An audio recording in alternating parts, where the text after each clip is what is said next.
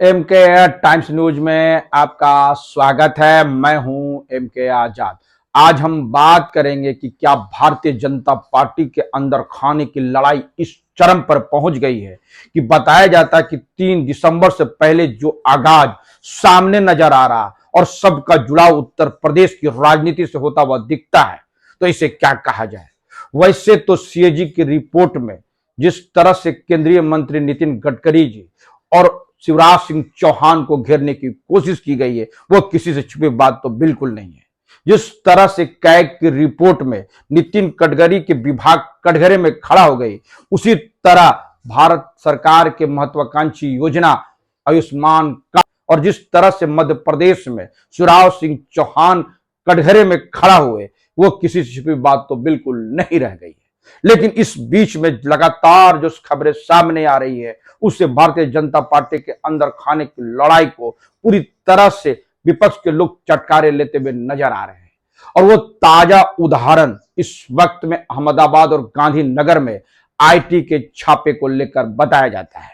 बताया जाता है कि जिस सुक्रा फार्मास्यूटिकल कंपनी पे छापे मारे गए हैं, उसके निदेशक और उसके निवेशकों का बड़ा वर्ग जो है, वो भारतीय जनता पार्टी के एक प्रमुख नेता के बताए जाते हैं। और यहीं से शुरू होते ही भारतीय जनता पार्टी के अंदर खाने की लड़ाई। कहा जाता है कि अमित शाह और आनंदीबेन पटेल की लड़ाई इस वक्त में गुजरात की इस चरम पर पहुंच गई है कि इस बीच में जो आईटी के छापे पड़े हैं, उसमें आनंदीबेन के एक करीबी रिश्तेदार को भी घसीटने की कोशिश की गई है।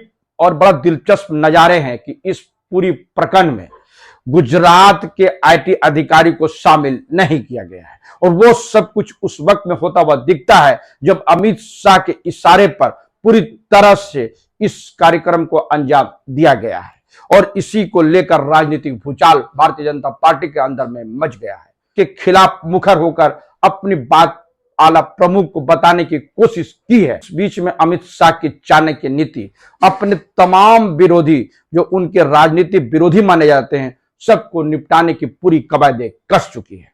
जी हां, और आनंदीबेन पटेल का नाम इसलिए भी जुड़ता हुआ नजर आ रहा है कि उनके एक खास रिश्तेदार की जमीन के बारे में पूरी तरह से तहकीकात की गई है।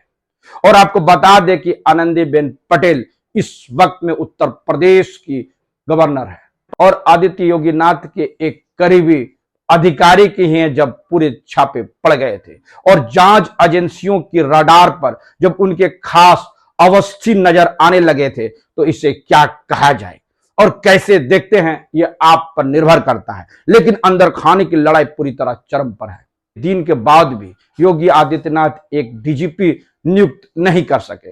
और तो और जब उत्तर प्रदेश में तमाम विरोधी लोग, चाहे केशव प्रसाद मौर्य हो, दारा सिंह चौहान हो या ओम प्रकाश राजभर हो, तरह से योगी आदित्यनाथ को घेरते हुए नजर आते हैं, उसके तमाम चीजों पर पलिता लगाते हुए नजर आते हैं, तो इसे क्या कहा जाए। अब तो पूरी तरह से केशव प्रसाद मौर्य भी उत्तर प्रदेश में अपनी राजनीतिक औकात बताने पर तुले हुए दिखते हैं।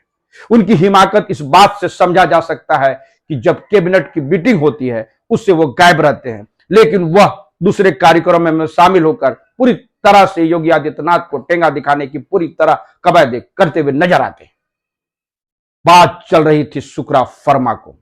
वैसे तो यह कंपनी इंजेक्शन बनाती है, कैप्सूल बनाती है, लेकिन इनके निवेशकों की बात की जाए तो दांतों तले उंगली लगा दिए जाएंगे। और इस बीच में जब इसके पास एक बड़ा भूमि बैंक है, होता है आनंदीबेन पटेल के रिश्तेदारों की कहानी। और इसी से मुखर होती है आनंदीबेन पटेल अपनी पूरी तरह से नाराजगी जब पार्टी के प्रमुख के पास पहुंचाने से नहीं चूकती, तो अंदाजा लगाते चले जाइए।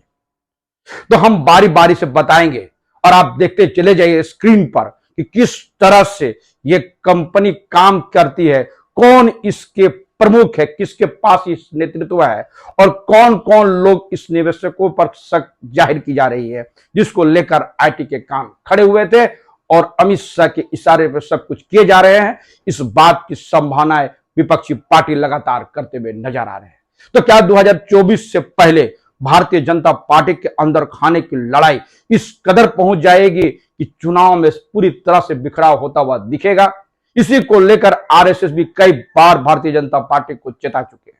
और याद कीजिए, जब आरएसएस के तरफ से जब जावड़ेकर जब मौजूद हुआ करते थे और कोऑर्डिनेट करने की कोशिश की जाती थी, तो उस वक्त में तमाम चीजों को दरकिनार करते हुए जावड़ेकर को मंत्रिमंडल से हटाया जरूर गया था। साहब जम्मू कश्मीर के उपराज्यपाल हुआ करते थे और जिस तरह से जावड़ेकर को कटघरे में खड़ा किए थे, वो कोई छुपी बात तो बिल्कुल नहीं है। जस्ट नजारे के तरफ ध्यान दिलाते हुए मैं चलूंगा शुक्रा फर्मा के बारे में पूरी जानकारी देने के लिए, लेकिन समझते चले जाइए। जनरल बीके सिंह इस वक्त में योगी आदित्यनाथ को इस बात की शिकायत की है कि उनको किसी भी उद्घाटन कार्यक्रम में नहीं बुलाया जाता है जो संसदीय क्षेत्र में किसी चीज का उद्घाटन हो। यानी जब उनके संसदीय क्षेत्र में कोई उद्घाटन होता है तो अधिकारी उनको नहीं बुलाते हैं। इस बात की शिकायत बीके सिंह जब योगी आदित्यनाथ पर किए तो योगी आदित्यनाथ के कान खड़े हुए। उन्होंने अधिकारियों को ताकीद किए कि इस मामले की छानबीन किया जाए।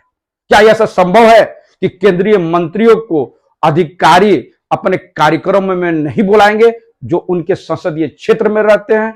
यह सब राजनीति के अंदर खाने की लड़ाई को जरूर इंगित करता हुआ चलता है। तो चलिए बात कर लेते हैं शुक्रा फर्मा को लेकर।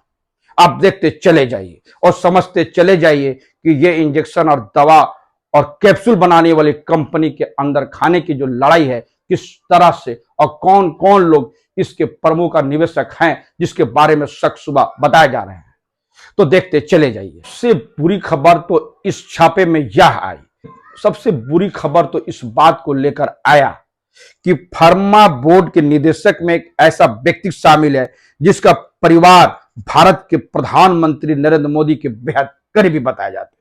सूत्र तो यह भी बताते हैं कि जब नरेंद्र मोदी भाई भारतीय जनता पार्टी के मुख्यमंत्री और किसी भी पद पर नहीं थे, तब से यह परिवार को जानते हैं। हालांकि शुक्रा फर्मा में निवेशक नहीं है। शुक्रा फर्मा बोर्ड का नेतृत्व प्रख्यात उद्योगपति दक्षेश शाह करते हैं।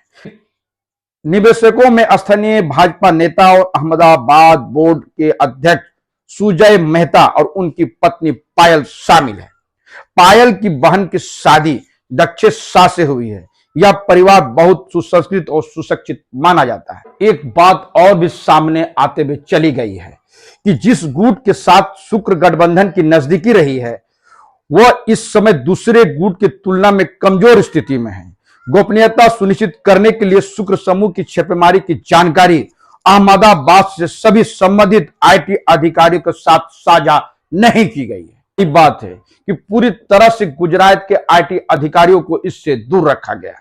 कि मैंने आपको बताया कि शुक्रा फर्मा ग्रुप के पास एक भूमि बैंक है और इसी के बाद आनंदीबेन पटेल की इस मामले पे एंट्री हो जाती है। भूमि को लेकर इतना बवेला मचा है, वो उनके एक करीबी रिश्तेदार के बताए जाते हैं। आप समझ सकते हैं कि किस तरह से भारतीय जनता पार्टी के अब अंतर खाने की लड़ाई निपटाने की कोशिश की जा रही है।